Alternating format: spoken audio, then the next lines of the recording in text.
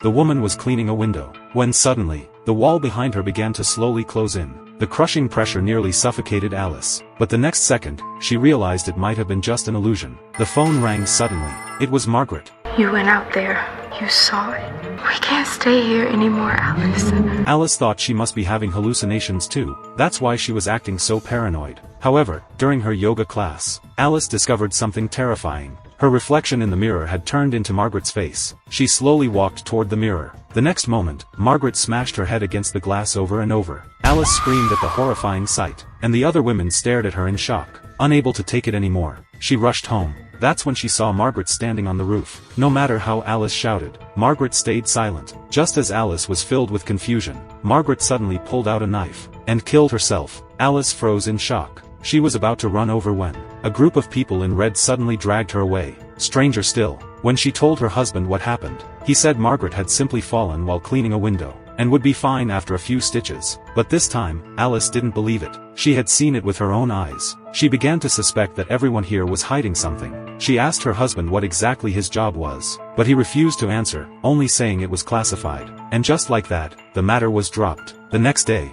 after her husband left for work, Alice wrapped her head tightly in plastic wrap, trying to test whether all of this was real or just hallucinations. As the intense suffocation filled her mind, she eventually tore the wrap off. Afterwards, her husband brought a doctor to examine her. The doctor said she was simply experiencing hallucinations from exhaustion, and tried to prescribe medication. But when he opened his briefcase, Alice accidentally saw Margaret's file. When the doctor left, he forgot the briefcase behind. Alice quickly opened the file. Most of it had been blacked out, leaving only one line. Patient refused treatment. Final warning issued. That made her even more certain that Victory had a terrible secret. On her husband's promotion night, the founder, Frank, found her in the kitchen. He admitted everything. What Alice had seen was not an illusion, and urged her to be her real self, so the community could be perfect. Later at the dinner, Alice publicly asked, "Where is everyone from?" Every single person gave the exact same answer: Philadelphia. She then asked how everyone had met their spouses. Train to Boston. Yes. You dropped your ticket. He bent down, picked it up, gave it to you, right?